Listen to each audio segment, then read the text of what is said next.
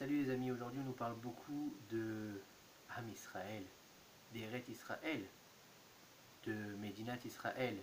Aujourd'hui on fête les 72 ans de peuple d'Israël, de la Médinat Israël.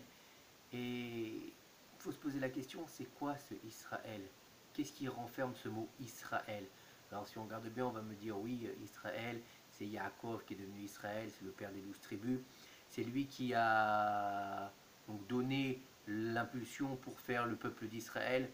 Et en fait, si on décortique le mot Israël, qu'on regarde chacune des rachetevot, donc des premières lettres du mot Israël, on a à l'intérieur de Israël le Yud. Le Yud qui représente Yitzhak et Yaakov. Ensuite, on a le Shin qui représente Sarah. Ensuite, on a quoi? Le Resh qui représente Rivka et Rachel. Ensuite, on a le Aleph qui représente qui? Qui représente notre père Abraham. Et ensuite, on a qui? On a le Lamed qui représente qui? Qui représente Léa. Et quand on regarde tout ça, on doit comprendre quoi? Que Israël, il intègre en lui tous les prénoms des Avot et des Imaot. Donc il faut comprendre quoi? Que c'est la base d'Eret Israël. Et que la base d'Eret Israël, c'est quoi? C'est nos ancêtres. C'est la famille. C'est notre père et notre mère. C'est quoi? C'est les anciens. Ça veut dire que la base, le fondement d'Eret Israël, c'est Kiboudorim. Parce que le Kiboudorim, c'est le secret qui fait le lien entre Ben Adam la Makom et Ben Adam la Chavero. Pourquoi? Donc le lien qui fait le lien entre les mitzvot qui ont été donnés entre l'homme et son ami et entre Dieu et l'homme. Puisque en fait, le cinquième des commandements, c'est respecte ton père et ta mère. Quand on parle de respecte ton père et ta mère, c'est respecter aussi tes ancêtres. Respecter la chaîne depuis Avraham Avinu jusqu'à nos jours. La hardoute, c'est quoi? On parle beaucoup de hardoute en ce moment. Oui, il faut être en hardoute, il faut toujours être ensemble, tout ce qu'on va faire, Médinat Israël, Am Israël, un seul peuple avec un seul cœur. Mais avant d'aller dehors rechercher ce que c'est un seul cœur avec un seul peuple, il faut déjà qu'à l'intérieur de chez toi, dans ta maison, dans ta famille, il y ait la hardoute. Que tu respectes tes ancêtres, que tu respectes ton père et ta mère.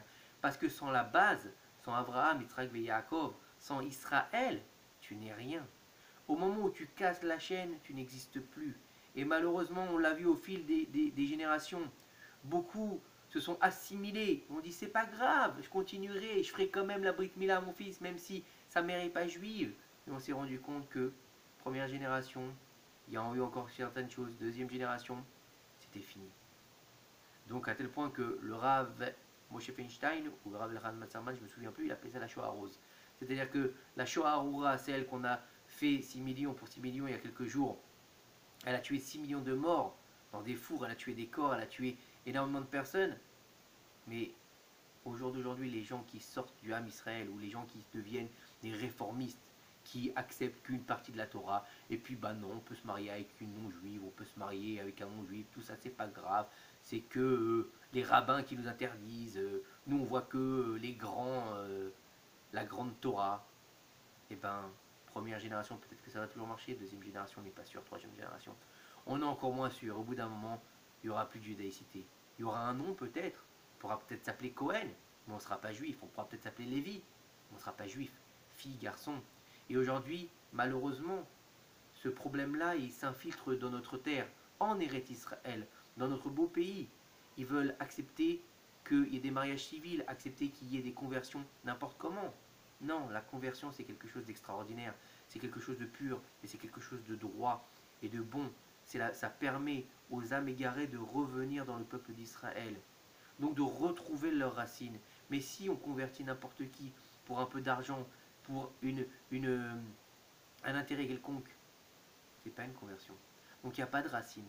Retrouver les racines pour revenir à quoi? À la première chose, la base, la réalisation d'Eret Israël, c'est la filiation. C'est ça qui nous garde depuis tant d'années. L'attachement à notre filiation, à Abraham, Yitzhak, Yaakov, Sarah, Rivka, Rachel, Léa, qui ont fait mes sirut nefesh, qui ont donné de leur vie pour que nous puissions vivre en Eretz Israël. Lech lecha me'artzecha u'milottecha, il lui a dit à Abraham Avinu. Il est parti. Il a tout quitté, il a tout laissé pour venir quoi? Pour venir en Israël, pour venir habiter le pays. Yitzhak, il a donné son coup pour qu'on puisse donner son mérite le jour de Rosh Hashanah. Et il a jamais quitté Eretz Israël. Yaakov, il a subi les affres des souffrances avec Dina, avec Yosef, avec Lavan, avec Esav. Pourquoi? Pour réussir à donner mettre au monde 12 tzadikim extraordinaires qui vont créer le peuple d'Israël. Sarah, Rivka, Rachel, Léa, qui ont subi toutes les plus grandes difficultés, que ce soit être stérile, que ce soit être haï, que ce soit être rejeté, que ce soit être rabaissé, être vendu à Pharaon. Elles ont accepté par amour pour leurs enfants, par amour pour nous, pour qu'aujourd'hui on puisse quoi? On puisse dire, être fier de nos mères et de nos pères, et de dire, grâce à eux, on peut fêter le 72e anniversaire de l'État d'Israël. Mais fêter le 72e anniversaire de l'État d'Israël, c'est pas seulement de faire une bonne Séouda, parce que c'est important toujours qu'il y ait un bon, comment dire, un bon jour dans le Ham Israël de faire une Séouda. Mais il ne faut pas que ça s'arrête qu'à là, qu'à manger un mangal et qu'à faire n'importe quoi. Non, il faut savoir qu'aujourd'hui, c'est le 72. Et le 72 dans la Kabbalah, c'est quoi? C'est le nom de Dieu mis au complet et révélé. C'est quoi? C'est-à-dire que Yud Ke Vav Ke, quand on va faire la décomposition de chaque lettre, Yud, ça s'écrit Yud, Yud, Vav, Dalet, et Vav, Aleph, etc., etc. Et ça nous donne quoi? Ça nous donne la Gematria de 72. Donc la Gematria de 72, c'est le plus haut niveau de la révélation d'Akadosh Baruch Hu. Donc en espérant que ce 72 de la Médina d'Israël nous permet aujourd'hui de faire le dévoilement au maximum du 72 du nom du Shem Havaya Baruch Hu, Akadosh Baruch Hu, et d'enfin dévoiler sur cette terre extraordinaire qui est la Médina Israël, donc Eretz Zavat Chalav Udvash, qui nous a été donné par Akadosh Baruch Hu, pour dévoiler enfin le nom divin et enfin de pouvoir faire venir le troisième temple et le Melech HaMashiach. Je vous souhaite une très bonne journée.